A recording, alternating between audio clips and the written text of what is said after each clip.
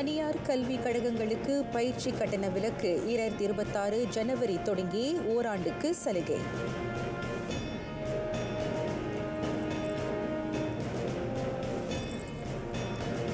நாட்டின் ஊடகங்களை இலக்கவியலுக்கு மாற்றும் முனைப்புகளை செயல்படுத்த 3 கோடி ரிங்கிட் ஒதுக்கீடு ஹவானாவில் அறிவிப்பு.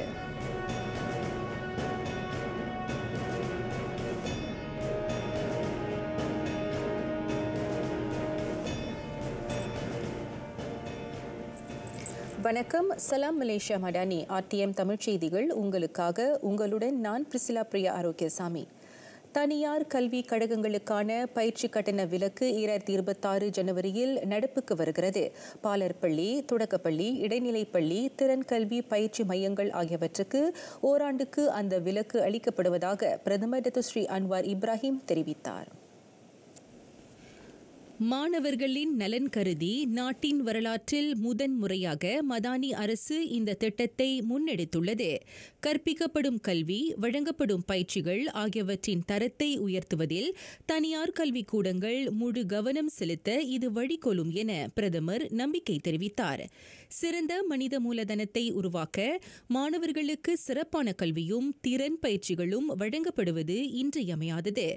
அதனை கருத்தில் கொண்டு மடானி அரசு இந்த விலக்கை அறிவித்துள்ளது. முன்னதாக புக்கிட் ஜலீல் தேசிய அரங்கில் நடைபெற்ற தேசிய பயிற்சி வாரத்தை அதிகாரப்படியாக தொடக்கி வைத்து டத்து ஸ்ரீ அன்வார் பேசினார். 3 கோடி ரிங்கேட் நாட்டில் உள்ள ஊடக நிறுவனங்கள் இலக்கவியல் உருமாற்றத்தை மேற்கொள்ளவும் செய்திகளை தயாரிப்பதில் நவீன தொழில்நுட்பத்தை பயன்படுத்தவும் அந்த ஒதுக்கீடு வழங்கப்பட்டுள்ளது. நாட்டின் ஊடக சூழலியலை வலுப்படுத்தவும் நீடித்து இயங்கவும் அந்த ஒதுக்கீடு உதவும் என பிரதமர் டத்து ஸ்ரீ அன்வார் இப்ராஹிம் தெரிவித்தார்.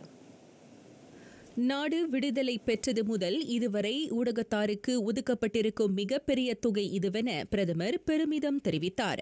அரசு நிதி உதவி, பயிற்சிகள் வாயிலாக செய்தியாளர்கள், குறிப்பாக இளைஞர்கள் நவீன தொழில்நுட்பத்தில் இருந்து விடுபடாதிருப்பது உறுதி செய்யப்படும். செயற்கை நுண்ணறிவில் அவர்கள் நுண்மான் நுழைப்புலம் பெறும் அதேவேளை உயர்நெறியிலும் ஒருங்கிணைக்க வேண்டும் என பிரதமர் கேட்டுக் கொண்டார். இளம் செய்தியாளர்கள் புதிய தொழில்நுட்ப சூழலுக்கு தங்களை ஆயத்தப்பட்டுக் கொள்ள போட்டித்தன்மையுடன் இயங்கவும் உரிய பயிற்சிகள் வழங்கப்படும் என்றும் அவர் கூறினார். கோலாலம்பூர் உலக வர்த்தக மையத்தில் 2025 தேசிய செய்தியாளர் நாள் கொண்டாட்டத்தை தொடக்கி வைத்து டத்து ஸ்ரீ அன்வார் உரையாற்றினார். ஊடகத்தாருக்கு மகுடம் சூட்டும் கௌரவமிக்க 2025 தேசிய செய்தியாளர் கொண்டாட்டத்தில் உள்நாட்டு மற்றும் அயல் நாட்டு ஊடகத்தினர் என 1000க்கும் மேற்பட்டோர் பங்கேற்றுள்ளனர். தொடர்பு அமைச்சர் டத்தோ ஃபமி ஃபடேல், பிரதமர் துறையின் கூட்டரசு பிரதேச அமைச்சர் டத்தோ டாக்டர் ஜலிஹா முஸ்தபா, தொடர்பு துணை அமைச்சர் தியோ நீச்சிங் ஆகியோரும் அதில் கலந்து கொண்டனர். மலேசிய ஊடகத்தாரின் மிகப்பெரிய ஒன்று கூடலான அது புதுயுக செய்தி சேகரிப்பு, செயற்கை நுண்ணறிவுக்கும் உயர்நெறிக்கும் சமநிகர் எனும் கருப்பொருளில் நடைபெறுகிறது.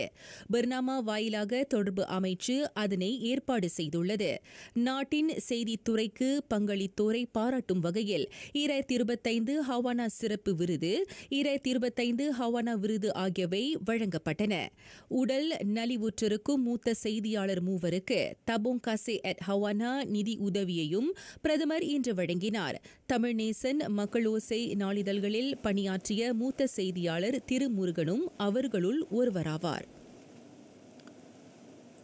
மலேசிய ஊடக மன்ற சட்டம் இன்று நடப்புக்கு வந்தது. நாட்டில் உள்ள ஊடகத்தாருக்கு இது மாபெரும் மறுமலர்ச்சி என தொடர்பு அமைச்சர் டத்தோ ஃபமி ஃபடேல் வர்ணித்தார். அதனை நடைமுறைப்படுத்தும் அரசாணை கையொப்பம் இடப்பட்டிருப்பதாகவும் அவர் கூறினார். தேசிய செய்தியாளர் நாளை ஒட்டி 2025 ஜூன் 14ஆம் நாள் அந்த சட்டம் நடப்புக்கு வந்தது என அமைச்சர் அறிவித்தார். அதனைத் தொடர்ந்து அந்த மன்றத்தை உருவாக்குவதற்கான முயற்சிகளை மேற்கொள்ள MMM தோற்றுநர் வாரியத்தின் 12 உறுப்பினர்களுடன் விரைவில் தாம் கலந்தாலோசிக்கவிருப்பதாகவும் அவர் விவரித்தார். ஒரு சிந்தனை குழாமாக இயங்கும் மலேசிய ஊடக மன்றம் எவர் அரசுக்கு தலைமையேற்றாலும் தொடர்ந்து இயங்கும். ஊடக நிறுவனம், ஊடகச் சங்கம், ஊடகத்தார், சுயேட்சை ஊடகத்தார், ஊடகம் சாராதார் ஆகியோர் அதில் இடம்பெற்றிருப்பர் என அமைச்சர் கோடி காட்டினார். 2025 ஹவானா கொண்டாட்ட திறப்பு விழாவில் பங்கேற்ற பின் டத்தோ ஃபமி ஊடகத்தாரிடம் பேசினார். ஊடகத்தாருக்கு மற்றொரு மகிழ்ச்சியான தகவல் துறையின் ஊடக அடையாள அட்டையை கொண்டிருக்கும் செய்தியாளர்கள் ஆசியான் உறுப்பு நாடுகளின் 57 இலக்குகளுக்கு விமான டிக்கெட்டுகள் வாங்கினால் 50 விழுக்காடு சலுகையை பெறலாம். ஏர் ஏசியா நிறுவனம் அந்த சலுகையை வழங்குவதாக டத்தோ ஃபாமி தெரிவித்தார். 2025 ஆசியான் தலைமைத்துவத்தை மலேசியா ஏற்றிருப்பதை முன்னிட்டு நாட்டின் ஊடகத்தாரை அங்கீகரிக்கும் வகையில் தொடர்பு அமைச்சும் ஏர் ஏசியாவும் இந்த வியூக ஒத்துழைப்பை ஏற்படுத்திக் கொண்டுள்ளன. 2026 ஏப்ரல் தொடங்கி செப்டம்பர் வரை பயணம் செய்ய 2025 டிசம்பர் 31ஆம் நாள் வரை டிக்கெட்டுகளை முன்பதிவு செய்யலாம். தகவல் துறை ஜப்பான் அதற்கான விவரங்களை விரைவில் அறிவிக்கும் என அமைச்சர் கோடிக்காட்டினார். ஹவானா 2025 ஒட்டி வெளியிடப்பட்டிருக்கும் இந்த அறிவிப்பு ஊடகத்தார் ஆசியா நாடுகளை அறிந்து கொள்ள பெரும் வாய்ப்பாக மட்டுமன்றி அவர்களின் அர்ப்பணிப்புக்கான அங்கீகாரமாகவும் விளங்குவதாக டத்தோ ஃபாமி குறிப்பிட்டார்.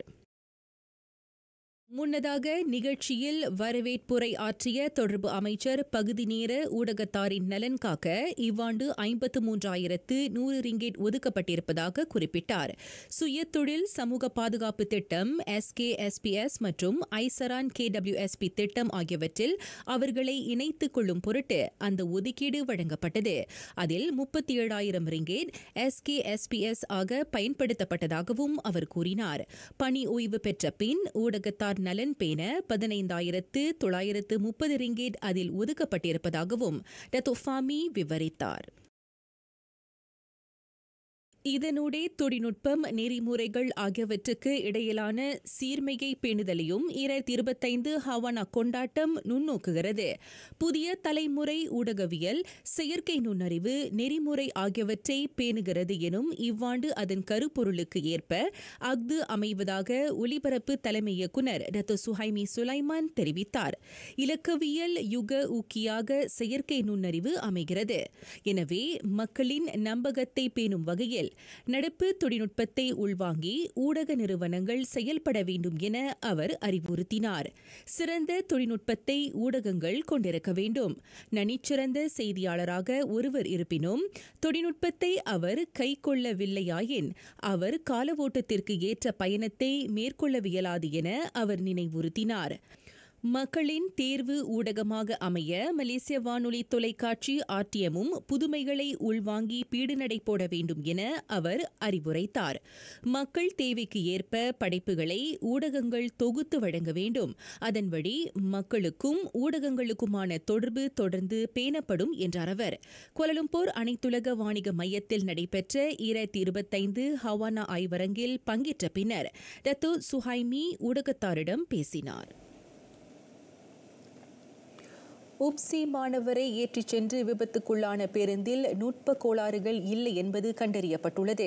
அதன் நிறுத்தியின் நிலைமை அதனை சுற்றியுள்ள இதர பாகங்கள் அனைத்தும் சரியாக இயங்கியது புஸ்பாக்கம் மேற்கொண்ட ஆய்வில் தெரியவந்ததாக போக்குவரத்து அமைச்சர் ஆந்தனி லோக் தெரிவித்தார்.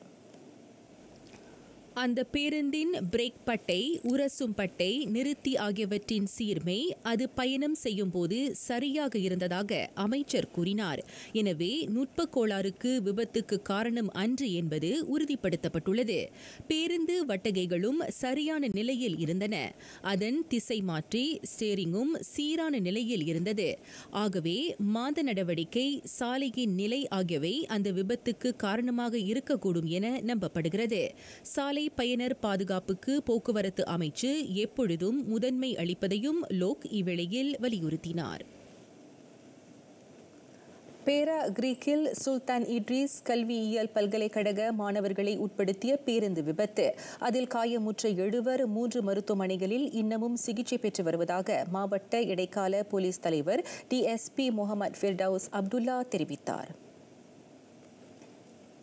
அந்த கோர விபத்தில் காயமடைந்த உப்சி மாணவர் 2 தைப்பிங் மருத்துவமனையிலும் மேலும் 2 ராஜபெருமைசூரி பைனூன் மருத்துவமனையிலும் சேர்க்கப்பட்டுள்ளனர்.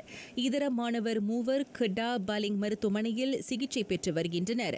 கடந்த திங்கட்கிழமை உப்சி மாணவர்களை ஏற்றிச் சென்ற பயணிகள் பேருந்து விபத்துக்குள்ளானதில் 15 பேர் உயிரிழந்தனர், 33 பேர் காயமுற்றனர். தொடக்கம் கண்டது 2025 தேசிய பயிற்சி வாரம். தொடர்ந்து 3ஆம் ஆண்டாக நடைபெறும் இந்த திறன் கண்காட்சியில் 20 லட்சத்திற்கும் அதிகமானோர் பங்கேற்பாளராக பதிந்து கொண்டுள்ளதாக மனிதவள அமைச்சர் ஸ்டீவன் சிம் தெரிவித்தார். கடந்த ஆண்டு 3 லட்சம் பேர் மட்டுமே இதில் கலந்து கொண்ட நிலையில் இவ்வாண்டு 10 லட்சம் பங்கேற்பாளர் மட்டுமே எதிர்பார்க்கப்பட்டதாக அமைச்சர் கூறினார். ஆனால் எதிர்பார்க்கப்பட்டதை விட அதிகமானோர் பதிந்துள்ளனர். 71,000த்திற்கு அதிகமான இலவச பயிற்சிகள் இதில் வழங்கப்படுகின்றன. அவற்றுள் 40 விழுக்காடு செயற்கை நுண்ணறிவு, தொழிற்கல்வி தொடர்புடைய பயிற்சிகளாகும். மனித மூலதன மேம்பாட்டை வலுப்படுத்துவதில் அரசாங்கம் கொண்டிருக்கும் கடப்பாட்டை இந்த கண்காட்சி புலப்படுத்துவதாக ஸ்டீவன் சிம் விளக்கினார். 21ஆம் நூற்றாண்டின் பொருளாதார சவால்களுக்கு ஏற்ப மலேசியாவை உயர்திறன் கொண்ட வட்டார மையமாக உருமாற்றும் இலக்கை இந்த 2025 தேசிய பயிற்சி வாரம் கொண்டிருப்பதாக அமைச்சர் விவரித்தார். மனிதவள அமைச்சின் கீழ் இந்த கண்காட்சியை HRDCorp ஏற்பாடு செய்துள்ளது. இன்று தொடங்கி இம்மாதம் 21ஆம் நாள் வரையில் நாடு முழுவதும் 2025 தேசிய பயிற்சி வாரம் நடைபெறும். மலாக்காவில் தம் தாயையும் அண்ணனையும் கத்தியால் குத்தி கொன்ற இளைஞனது குடும்ப நலன் பேணப்படும். 7 நாள்களுக்கு தடுப்பு காவலில் வைக்கப்பட உத்தரவிடப்பட்ட SPM எழுதவிருக்கும் அந்த மாணவனின் தம்பி உயிரோடு இருப்பதை கல்வி அமைச்சர் ஃபர்லினா சிடே குறிப்பிட்டார். காயமுற்ற அந்த மாணவனின் 13 வயது தம்பி ஆதரவு வழங்கப்படுவதாக அமைச்சர் தெரிவித்தார். அந்த கொலை வழக்கு விசாரணை செயலாக்க தரப்பிடம் ஒப்படைக்கப்பட்டது.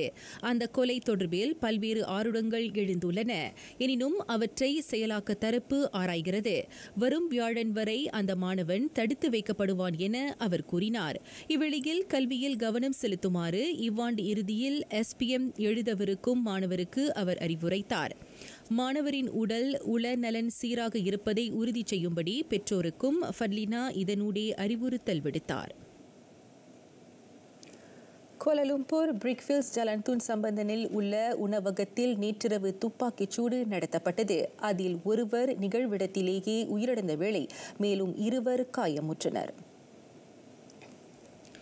30 முதல் 50 வயது வரையிலான அந்த ஆடவர் மூவரும் மேலும் சிலருடன் உணவருந்திக் கொண்டிருந்த போது இரவு 10:50 மணி அளவில் மோட்டார் சைக்கிளில் வந்த ஆடவர் 2 அவர்களை நோக்கிச் சுட்டதாக பிரிக்ஃபீல்ட்ஸ் மாவட்ட போலீஸ் தலைவர் ACP கு மஷாரிமான் கு மஹ்மூத் தெரிவித்தார். உயிரிழந்தவர் சடலம் மலாயா பல்கலைக்கழக மருத்துவ மையத்துக்கு அனுப்பப்பட்டது. துப்பாக்கி தோட்டா பாய்ந்ததில் ஒருவர் கடும் காயமுற்ற வேளை மற்றொருவர் சொற்ப காயத்துக்கு இலக்கானார். குற்றவாளிகள் அடையாளம் காணவும் துப்பாக்கி தாக்குதலுக்கான நோக்கத்தை அறியவும் மறைக்காணி பதிவு ஆய்வு உள்ளிட்ட தீவிர விசாரணை நடத்தப்படுகிறது. இந்த துப்பாக்கிச் சூடு சம்பவம் குறித்து பொதுமக்கள் கலக்கம் கொள்ள தேவையில்லை என்றும் அது தொடர்பில் தகவல் கொண்டிருப்போர் அருகிலுள்ள போலீஸ் நிலையத்தை நாடலாம் என்றும் ACP கு மஷாரிமான் கூறினார். மலேசிய இந்திய கரங்கள் மக்களுக்காக மக்கள் எனும் அடிப்படையில் ஸ்லாங்கூர் இந்திய நிர்வாக இயக்கம் PEIS முன்னெடுத்துள்ள முயற்சி மக்களின் தேவையை சமூகமே பூர்த்தி செய்யும் இலக்கை அது கொண்டுள்ளது. நாடு முழுவதும் உள்ள பல இந்தியர் சங்கங்களும் சமூக நல அமைப்புகளும் ஸ்லாங்கூர் பத்து கேவ்ஸில் நடைபெற்ற சிறப்பு கூட்டத்தில் திரண்டன. பல்வேறு காரணங்களால் பிளவுபட்டிருக்கும் இந்திய சமூகத்தை ஒருங்கிணைக்கும் நோக்கத்துடன் ஒன்றிணைவோம் எனும் கருப்பொருளில் அந்த நிகழ்வு நடைபெற்றது. சுமார் 200 பேர் வருகையளித்த அந்த நிகழ்வுக்கு PEIS தலைவர் டாக்டர் சத்யபிரகாஷ் நடராஜன் சிறப்பு விருந்தினராக வருகையளித்தார். நாம் ஒன்றிணைந்தால் மட்டுமே ஒரு சமூகமாக மேம்பட முடியும் என அவர் வலியுறுத்தினார். மியான ஒரு NGO ஜாக்காத் சொல்வாக உருவாக்கி மலேசியன் இந்தியன் ஆர்ம்ஸ் இதில் என்னன்னா நம்ம செய்கிற திட்டம் என்னன்னா நம்ம சமுதாயத்துக்கு நம்மளே உதவி பண்ணிக்கலாம். ஸோ நம்ம வேறு யாரையும் கேட்கணும் உதவி செய்யுங்க இது செய்ய வேண்டாம். A to Z நல்லதுலேருந்து இறுதிய காரியம் வரைக்கும் நம்ம ஒரு ப்ராஜெக்ட் ஃபார்மில் கொண்டு வந்து கவர்மெண்ட்டில் இப்போதைக்கு என்ன கேட்குறோன்னா ஜாக்காட் எப்படி உருவாச்சு அந்த மாதிரி ஒரு பாடியை உருவாக்கி அந்த பாடியில் என்னென்ன செய்ய முடியும். பிகாஸ் ஜாக்காட்டில் செய்கிறது அதே தான் நம்ம செய்ய போகிறோம். ஆனால் இதில் என்னன்னா பிரதமர் ஒத்துழைக்கணும். எத்தனை சதவீதம் LHDNோட வருமான பணத்தில் வந்து இந்தியர்களுக்கு உதவி செய்யலாம். இதை மட்டும் ஒரு அளவுக்கு எல்லாமே கேட்கல, ஒரு அளவுக்கு மட்டும் உதவி செஞ்சுட்டாங்கன்னா நம்ம சமுதாயத்துக்கு நம்மளே உதவி செஞ்சுக்கலாம். இந்திய சமூக நலனில் தொடர்ந்து கவனம் செலுத்தி வரும் மதானி அரசு இந்த முன்னெடுப்புக்கு ஆதரவு வழங்கும் என எதிர்பார்க்கப்படுகிறது. ஒன்று அரசாங்கம் ஏற்கனவே செய்து கொண்டு இருக்கிற பொருளாதார உதவி நம்ம சமுதாயத்துக்கு அது ஒரு பக்கம் இருக்க, சமுதாயத்துக்கு உதவி செய்கிற ஒரு அமைப்பு இருக்குன்னு சொன்னால் அது நிச்சயமாக நம்மளுக்கு பிளாஸ் தானே. ஒன்றோடு ஒன்று சேர்ந்தால் ரெண்டாகும் இல்லையா? அந்த மாதிரி ஒரு கை மட்டும் இவ்வளோ நாள் அரசாங்கத்தை நம்பி இருக்கிற இப்போ நம்ம சமுதாயத்தும் ஒருங்கிணைப்பாக செய்கிறப்ப நிச்சயமாக நம்ம இன்னும் நிறையா செய்யலான்ற நிச்சயமாக அது தவிர்க்க முடியாத ஒரு நம்பிக்கை. ஆனால் எப்படி செய்ய போகிறோம், சரியாக முறையாக செய்யணுன்றதை சரியாக வகுத்தமானால் நிச்சயமாக இது ஒரு பலனாக தான் இருக்கும் நான் நம்புகிறேன். முதல்ல ஃபர்ஸ்ட் அவங்க அந்த ஆவணங்களை தயார் தயார் பண்ணி வந்த பிற்பாடு மேபி ஒரு குழு அமைச்சு அந்த குழு மூலியமாக மற்றும் மற்ற மினிஸ்ட்ரி கிட்ட அந்த உலாசெல்லாம் எடுத்த பிற்பாடு தான் நம்ம பிரதமருக்கு போய் சமைக்க முடியும். அரசியல் நிலைப்பாடுகளிலும் கொள்கைகளிலும் வேறுபாடுகள் நிலவினாலும் சமூக வளர்ச்சிக்காக இந்தியர்களை ஒன்றிணைக்கும் களமாக மலேசிய இந்திய கரங்கள் மியா அமையவிருக்கிறது.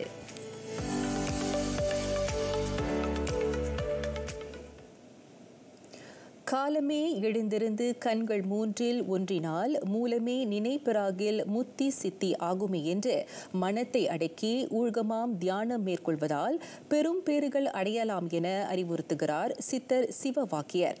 அவர் வாக்கிற்கு ஏற்ப வாழ்வை மென்மேலும் பொருள் பொதிந்ததாக மாற்றும் வல்லமை தியானத்திற்கு உண்டு என்பதை மெய்ப்பித்து வருகிறது மலேசிய பிரமிட் தியான சங்கம். அன்றாடம் வாழ்வில் நாம் எதிர்கொள்ளும் மன அழுத்தம், பதற்றம், நெருக்கடிகள், குழப்பம் போன்றவை நம் உடலுக்கும் மனத்திற்கும் பெரும் பாதிப்பை விளைவிக்கின்றன. அவற்றிலிருந்து தப்பிக்க நாம் மன நிம்மதியை தேடுகிறோம். ஆனால் அவை நம்முள்தான் உள்ளது என்பதை தியானம் நமக்கு உணர்த்துகிறது. அதன் சிறப்பை மக்களுக்கு எடுத்துணர்த்தும் வகையில் இவ்வாண்டிற்கான தமிழ் தியான மாநாடு நடைபெற்றது. தியானத்தின் மகிமையும்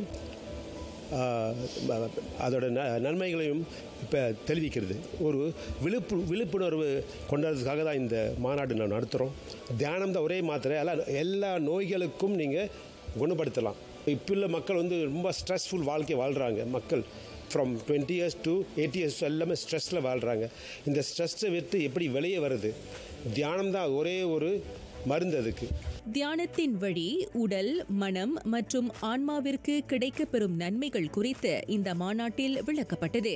அதோடு தியானம் குறித்த அடிப்படை விளக்கங்கள் உட்பட அனுபவங்களும் பகிரப்பட்டன.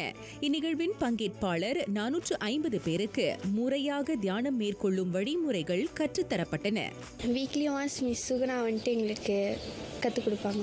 மெடிடேஷன் பண்ணுறதுனால நம்ம மைண்ட் ரிலாக்ஸ் பண்ண முடியும். ரொம்ப ரிலாக்ஸாக ஃபீல் பண்ணுவேன், காமாக ஃபீல் பண்ண முடியும். இந்த ஏங்கர்னஸ், நம்மளோட ஐப்பர் சம்டைம்ஸ் ரொம்ப ஐப்பராக இருப்பேன், அதெல்லாம் காம் பண்ண முடியும். இந்த ஆனாபான சக்தி தியானம் 2016 செய்கிறேன். நான் ஆன்மீகம் 50 வருஷம் ஆன்மீகத்தில் இருக்கிறேன். அது தியானத்துக்கு வரும்போது சால என்னோடய வாழ்க்கையை மாறிடுச்சு, எண்ணங்கள்லாம் மாறிடுச்சு. ரொம்ப மாற்றம் நிறைய மாற்றம் இருக்குது. முந்தியந்து கோபம் இருக்கும், கோபம் இதெல்லாம் நிறையா இருக்கும், அதெல்லாம் குறைஞ்சிருச்சு. நம்ம மனசில் பல கஷ்டங்கள் இருக்கும், பல வேதனைகள் இருக்கும். ஆனால் ஏன் வருதுன்னு நம்மளுக்கு தெரியாது. நம்மெல்லாம் மனிதர்களாகவே வாழ்ந்துட்டு இருக்கோம். ஆனால் நம்ம கிரேட் டிவைன் ஹியூமன் பீயிங்ஸில் நம்ம உணர மறந்துட்டோம். நம்மளோட கனெக்ஷன், அந்த பிரபஞ்சத்துக்கும் நம்மளுக்கும் உள்ள கனெக்ஷன் நம்ம மறந்துட்டோம். அதனால் நம்மளுக்கு இந்த பிரச்சனை வருது. ஸோ எப்போ தியானத்தை நான் உட்காந்தனோ எனக்கு மனசில் ஒரு கிளாரிட்டி வந்தது. ஸோ அந்த கிளாரிட்டி வந்தனால மற்றவங்களுக்கு தியானத்தை பற்றி சொல்ல ஆரம்பித்தேன். தியானம் செஞ்சால் நம்ம மனசு திருப்தியாக இருக்கும், நம்ம மைண்ட் ரிலாக்ஸாக இருக்கும், ஃபோக்கஸிங் அதிகமாகும், தெளிவான முடிவு எடுக்க முடியுது. என்னால் எதுவுமே செய்ய முடியாது, ஒரு இது செய்ய முடியாது, என்ற ஒரு நல்ல ஒரு முடிவு எடுக்க முடியாது. இப்போ இதாக இருந்தாலும் இந்த தியானத்தில் இது கிடக்குது, everything I can do it, அந்த மாதிரி ஒரு நம்பிக்கை எனக்கு வருது. எதுவுமே கண்டு பயப்படணும் அதெல்லாம் எதுவுமே இல்லை. இந்த தியானம் எனக்கு அவ்வளோ ஒரு ஹெல்ப்ஃபுல்லாக இருக்குது. ஒரு நாளைக்கு தியானம் பண்ணாமே இருக்க முடியாது. இது நான் சொல்லி கொடுத்தோ யாரோ எனக்கு இல்லை, but I experience on this. Every day I must do. தியானத்தின் பயன்கள் பெரிது. தியானத்தின் மூலம் மனத்தை கட்டுப்பாட்டுக்குள் வைத்துக் கொண்டாலே உலகை வெல்லலாம். மானுடர்களின் மனத்தில் நேர்மறையான எண்ணங்களை விதைக்கும் ஆற்றல் இதற்கு உண்டு என பல அறிஞர்கள் கூறியுள்ளனர். இது போன்ற நன்மை உண்டாக்கும் பயிற்சிகளை மேற்கொள்வதன் மூலம் தனிமாந்தர் மட்டுமல்லாது ஒரு சமுதாயமே தலை தூங்கும்.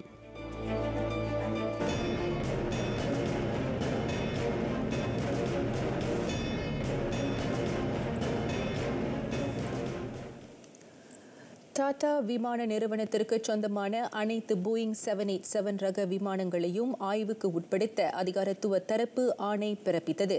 நேற்று 240க்கும் அதிகமான உயிரை பலி கொண்ட கோர விபத்துக்கு பின்னர் ஏர் இந்தியா வானூர்திகளின் பாதுகாப்பு கூறுகள் ஆராயப்படுகின்றன. விமானத்தின் சிதறிய சில முக்கிய பாகங்களை இந்திய தடயவியல் நிபுணத்துவ குழு சோதித்து வருகிறது. பிரிட்டன், அமெரிக்கா ஆகிய நாடுகளின் புலனாய்வு குழுக்களும் அதில் கைகோர்த்துள்ளன. விசாரணை முற்று பெற்றதும் அதன் முடிவுகளை மிக வெளிப்படையாக தமது தரப்பு அறிவிக்கும் என டாடா குழும தலைவர் நடராஜன் சந்திரசேகரன் உறுதியளித்தார். இலக்கவியல் வானூர்தி தரவுகள் அடங்கிய கருப்பு பெட்டி தற்போது கண்டெடுக்கப்பட்டுள்ளது. விமானி அறையின் குரல் பதிவு அடங்கிய இரண்டாம் கருப்பு பெட்டி தேடப்படுகிறது. குஜராத், அஹமதாபாத், சர்தார் வல்லபாய் பட்டேல் விமான நிலையத்திலிருந்து தெற்கு லண்டன் கெட்விக் விமான நிலையத்திற்கு சென்று கொண்டிருந்த போது ஏர் இந்தியா விமானம் மருத்துவக் கல்லூரி மாணவர் தங்குமிட கூரையில் விழுந்து நொறுங்கி நேற்று விபத்துக்குள்ளானது. ஏர் இந்தியா வானூர்தி விபத்தில் உயிரிழந்தவர் எண்ணிக்கை 274 பதிவு செய்யப்பட்டது. உயிரிழந்த 33 பேர் விமானம் விழுந்து நொறுங்கிய இடத்தில் இருந்தவர் என ஊடக வட்டாரம் தகவல் அளித்தது. அஹமதாபாத் பிஜே மருத்துவக் கல்லூரி வளாகத்தில் விபத்தின் போது அவர்கள் இருந்தனர். அந்த விபத்தை ஆராய உயர்மட்ட செயற்குழு அமைக்கப்பட்டுள்ளது. பல்வேறு கோணங்களில் அந்த விபத்து ஆராயப்படும் நிலையில் அதன் புலனாய்வு அறிக்கை 3 மாதங்களில் நிறைவடையும் என எதிர்பார்க்கப்படுகிறது. அந்த கோர விபத்தில் பிரிட்டனைச் சேர்ந்த இந்திய வழித்தோன்றலான விஸ்வகுமார் ரமேஷ் எனும் 40 வயது ஆண் நல்வாய்ப்பாக உயிர் தப்பினார். ஈரானுக்கும் இஸ்ரேலுக்கும் இடையேயான வான்வழி தாக்குதல்கள் தொடர்கின்றன. தமது நீண்ட நாள் பகைக்கு வஞ்சம் தீர்க்கும் வகையில் இஸ்ரேல் ஈரான் மீது நேற்று வன்முறையை கட்டவிழ்த்தது. அதனைத் தொடர்ந்து அங்கு போர்க்கனல் மூண்டுள்ளது. டெல் அவீவ், ஜெருசலம் ஆகிய நகரங்களில் வான் தாக்குதலுக்கான எச்சரிக்கை மணி ஒலித்தது. சிதைவுற்ற பகுதிகளில் மீட்பு படைகள் களமிறக்கப்பட்டுள்ளன. எனினும் தாக்குதலில் உயிரிழந்தவர்களின் எண்ணிக்கை குறித்து யூதப்படை அமைதி காக்கிறது. மற்றொரு மருங்கில் ஈரான் தலைநகரான தெஹ்ரானில் வெடிப்பு சத்தங்கள் தொடர்கின்றன. ஈரான் மீதான இஸ்ரேலின் தொடர் தாக்குதல் போருக்கான அச்சத்தை மேலோங்கச் செய்துள்ளது. ஈரானின் அணு உலைகள், ஏவுகணை கிடங்குகள் ஆகியவற்றையும் ராணுவ தளபதிகளையும் குறிவைத்து இஸ்ரேல் நேற்று தாக்குதல் மேற்கொண்டது. அதற்கு பதிலடி கொடுக்கும் வகையில் ஈரானும் இஸ்ரேல் மீது தொடர் தாக்குதலை தொடுத்து வருகிறது. தம் வசம் இருக்கும் அணுசக்தி பாதுகாப்பை குறிக்கோளாக கொண்டது என ஈரான் கூறியுள்ளது. இவ்வேளையில் இஸ்ரேலின் அதிரடி முடிவு போருக்கு வித்திட்டுள்ளதாக ஈரான் தலைவர் சாடியுள்ளார். யூதப்படையின் தாக்குதலில் 78 பேர் கொல்லப்பட்டுள்ள நிலையில் 320 பேர் காயமுற்றனர். அவர்களில் பெரும்பான்மையினர் அப்பாவி பொதுமக்களே. இஸ்ரேலின் இந்த அத்துமீறிய செயலுக்கு அமெரிக்காவும் உடந்தை என ஈரான் குற்றஞ்சாட்டியுள்ளது. இதனிடையே ஈரானை குறிவைத்து இஸ்ரேல் தொடுத்த தாக்குதலை தொடர்ந்து பெட்ரோல் விலை உயர்ந்து பங்குச்சந்தை மதிப்பு சரிந்தது. இரு நாடுகளுக்கு இடையேயான தாக்குதல்கள் நீடித்த போருக்கு வித்திடும் என அஞ்சப்படுகிறது. அதன் விளைவாக பெட்ரோலின் பங்குச்சந்தை மதிப்பு 13 விழுக்காடு வரையில் சரிந்தது. டாலர் மதிப்பு அதிகரித்ததுடன் தங்க விலையும் அதிகரித்தது. இந்த நிலை நீடித்தால் உலக அளவில் பணவீக்கம் இன்னும் அதிகரிக்கும் எனும் அச்சம் மேலோங்கியுள்ளது.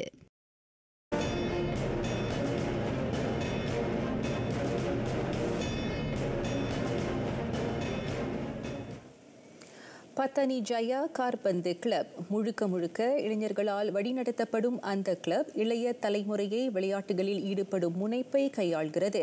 ஆக கடைசியாக அது நடத்திய தேசிய நிலையிலான உள்ளரங்கு காற்பந்து போட்டிக்கு தமிழ் பள்ளி மாணாக்கர்கள் மத்தியில் பேராதரவு கிடைத்துள்ளது. ஜெட்டா அரேனா அமன் ஜயாவில் அரங்கேற்றம் கண்ட அப்போட்டியில் ஆண்கள் பிரிவில் 32 அணிகளும் பெண்கள் பிரிவில் 12 அணிகளும் களம் கண்டன. நாடு தழுவிய நிலையில் தமிழ் பள்ளிகளைச் சார்ந்த மாணவர் 300க்கும் மேற்பட்டோர் தங்களது திறமையை வெளிப்படுத்தினர். ஆண்கள் பிரிவில் கடாரத்தைச் சேர்ந்த கலைமகள் தமிழ் பள்ளி மாணவர்கள் வெற்றி கனியை பறித்தனர். பெண்கள் பிரிவில் பேரா புந்தோங்கில் இயங்கும் அரசினர் தமிழ் பள்ளி மாணவிகள் வாகை சூடினர். தமிழ் பள்ளி மாணவர்களுக்கு உள்ளரங்கு கால்பந்து விளையாட்டு 3 ஆண்டு காலமாக சிறப்பாக நடத்தி கொண்டு வருகிறது. முதல் ஆண்டாக வட்டார ரீதியில் நடைபெற்றது, 2வது ஆண்டு மாநில ரீதியில் நடைபெற்றது, 3வது ஆண்டு தேசிய ரீதியில் நடத்தலாம் என்ற முயற்சி செய்து அதை வெற்றிகரமாக முடித்துள்ளோம். வெற்றி பெற்றவர்களுக்கு துணை பிரதமர் டத்துஸ்ரீ அஹ்மத் ஜஹீர் ஹமிடியின் இந்தியர் நலன்சார் சிறப்பு அதிகாரி அரவிந்த் அப்பளசாமி பரிசுகளை எடுத்து வழங்கினார். மாணவர்கள் குறிப்பாக தமிழ் பள்ளிகளைச் சேர்ந்த சிட்டுகள் கல்வியையும் விளையாட்டையும் இரு கண்களாக போற்ற வேண்டும் என அவர் வலியுறுத்தினார். கல்வி அறிவாற்றலை வளர்க்கும், அதேவேளையில் விளையாட்டு உடலினை உறுதி செய்யும் என அரவிந்த் சொன்னார். இவ்வேளையில் இப்போட்டியை சிறப்பாக ஏற்பாடு செய்த பட்டாணி ஜயா காற்பந்து கிளப்புக்கு அவர் நன்றி தெரிவித்தார். கடாரத்தை பூர்வீகமாக கொண்ட இளைஞர்கள் வழிநடத்தும் அந்த காற்பந்து கிளப் 2004 தோற்றம் கண்டது.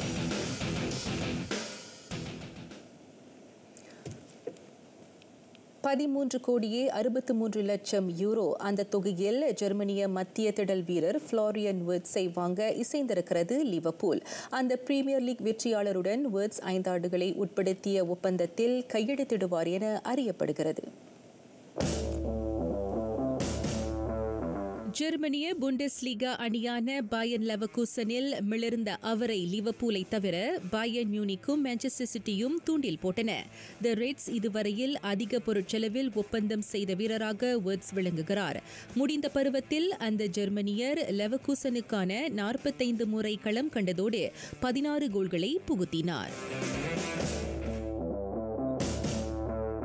மற்றொரு நிலவரத்தில் ரியால் மெட்ரிட் 17 வயதான இளம் மத்திய திடல் வீரர் பிராங்கோ மஸ்தாந்துவோனோவை ஒப்பந்தம் செய்திருக்கிறது. அர்ஜென்டினாவின் ரிவர் பிளேட் அணிக்கு விளையாடி வரும் அவரை அந்த ஸ்பெயினிய லாலிகா அணி €4,50,00,000 மதிப்பில் 5 ஆண்டுகளுக்கு ஒப்பந்தம் செய்துள்ளது. வரும் ஆகஸ்ட் 14 தொடக்கம் மஸ்தாந்துவோனோ ரியாலில் தனது திறமையை வெளிக்காட்டுவார். சர் விருதுக்கு உரியவராகிறார் டேவிட் பெக்கம். பிரிட்டிஷ் மன்னர் 3ஆம் சார்ல்ஸ் பிறந்த நாளை முன்னிட்டு அப்பட்டத்தை கொண்டு வரும் மாவீரர் விருது அவருக்கு நல்கப்பட்டது. காற்பந்து உலகில் மறைக்கவும் மறுக்கவும் இயலாத அந்த சகாப்தம் கடந்த மாதம் 50ஆம் பிறந்த நாளை கொண்டாடினார். விளையாட்டுத் துறையிலும் சமூக தொண்டு பணிகளிலும் பெக்கம் தொடர்ந்து வற்றாத பங்கினை ஆற்றி வருகிறார். இங்கிலாந்தின் முன்னாள் கேப்டனான அவர் அவனிக்காக 115 முறை களம் கண்டுள்ளார். மான்செஸ்டர் யுனைடெட்டுக்காக களமாடிய போது பெக்கம் உலகத்தாருக்கு நன்கு அறிமுகமானார்.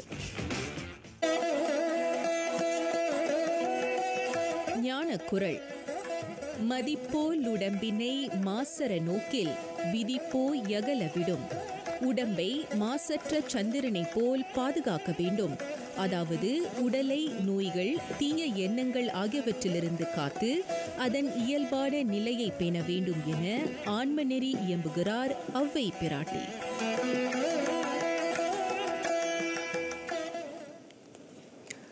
நிறைவடைகின்றன ஆர்டிஎம் தமிழ் செய்திகள். எங்களோடு இணைந்ததற்கு நன்றி.